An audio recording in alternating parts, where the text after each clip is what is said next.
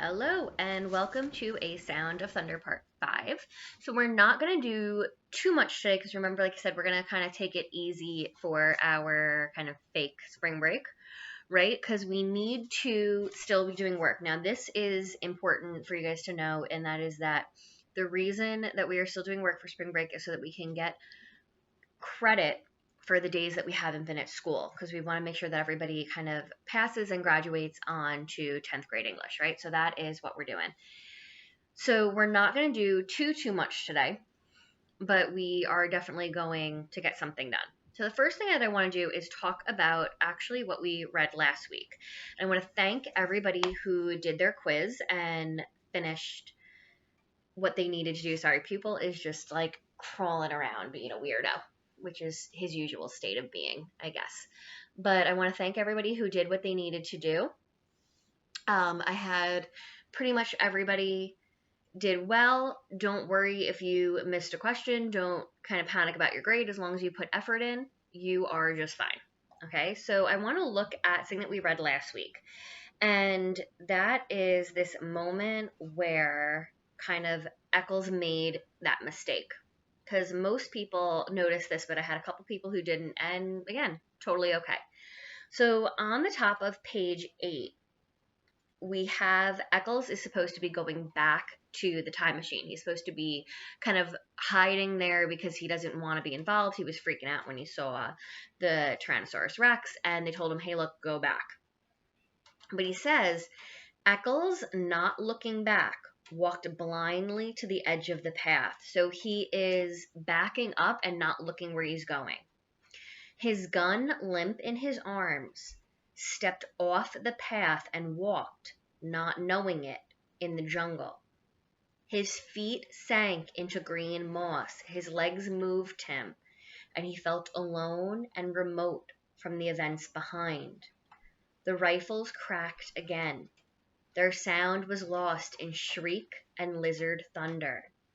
The great level of the reptile's tail swung up and lashed sideways. And then it kind of discusses the Tyrannosaurus falling after it's been shot, and then being shot again, and kind of everybody just getting gross with dinosaur blood.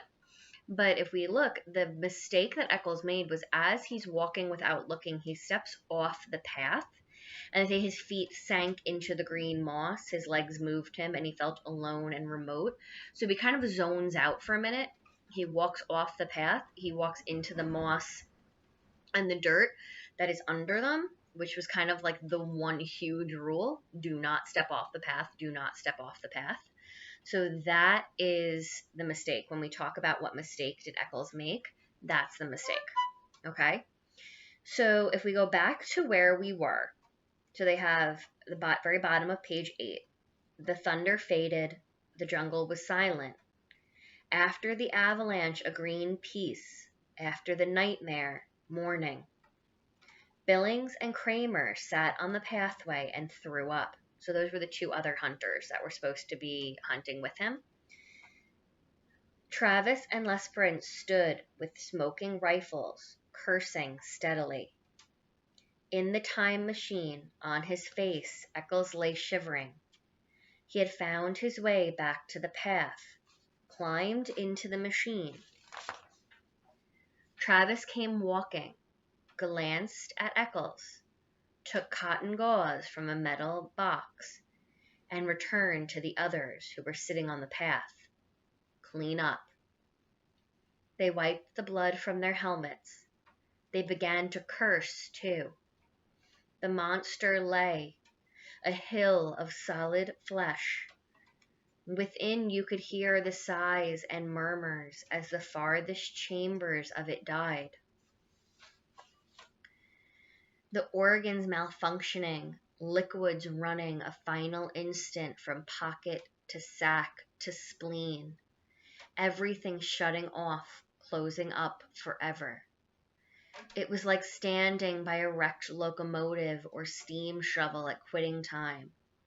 All valves being released or levered tight. Bones cracked. The tonnage of its own flesh off balance, dead weight, snapped the delicate forearms caught underneath. The meat settled, quivering. Another cracking sound overhead. A giant tree branch broke from its heavy mooring. Fell. It crashed upon the dead beast with finality. There, Lesbrunch checked his watch. Right on time. That's the giant tree that was scheduled to fall and kill this animal originally. He glanced at the two hunters. You want the trophy picture? What? We can't take a trophy back to the future. The body has to stay right here, where it would have died originally, so the insects, birds, and bacteria can get at it as they were intended to. Everything in balance. The body stays. But we can take a picture of you standing near it. The two men tried to think, but gave up, shaking their heads. They let themselves be led along the metal path. They sank wearily into the machine cushions. They gazed back at the ruined monster, the stagnating mound where already strange reptilian birds and golden insects were busy at the steaming armor. A sound on the floor of the time machine stiffened them. Eccles sat there shivering. I'm sorry, he said at last. And that is where we're going to cut off for today. So again, we have this idea that Eccles made this big mistake, right? He stepped off the path, and we don't yet know if that's going to have any impact at all, or a huge impact, or kind of anything. We just know that he walked off that path, right? And things didn't quite go how they were supposed to, but everybody at this moment is safe. Now, I want to point out that tree that crashed down afterwards, right? They said that every animal that they pick would have died anyway, right? So they kill the Tyrannosaurus, but they still let it kind of die right under where it would have died, right? So that anyway, this tree falls and lands on it, and then they leave the body so that anything that would have eaten it is still there to eat it, and to kind of, for the bugs, for the other little animals, for whatever, to kind of take care of everything. So if someone was to come back and find this dead Tyrannosaurus, they're not going to find that somebody shot it. They're going to find that it was crushed by something. So again, it kind of preserves this idea of time travel and the way that everything has to work. Then we have Eccles kind of ends by laying on the floor and apologizing. And that's what we're going to get to, is what is Eccles apologizing for? He doesn't even seem to know that he stepped off the path. But these other two men that had paid a lot for this mission were kind of freaking out as well and couldn't even take a picture. So that could be what he's apologizing for, is messing everything up. He'd be apologizing for freaking out. It's kind of up to us to kind of look at that. What I'd like to look at, though, today is this imagery, right? So when we talk about imagery, we talk about the ability to create a picture in our mind using the different senses, right? So when an author uses imagery, they let us imagine something, create an image. But even more than an image, it's all of those senses. So imagery can be a smell. Imagery can be kind of thing that we would feel if they describe it well enough. So I want to talk about the imagery of this dinosaur, especially when it comes crashing down, right?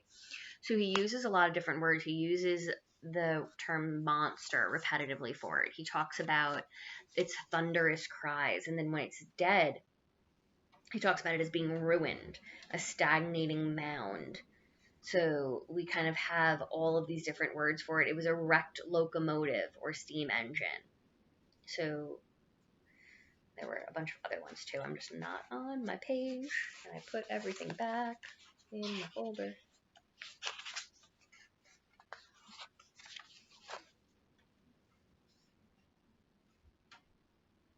They saw themselves married. We talked about that one.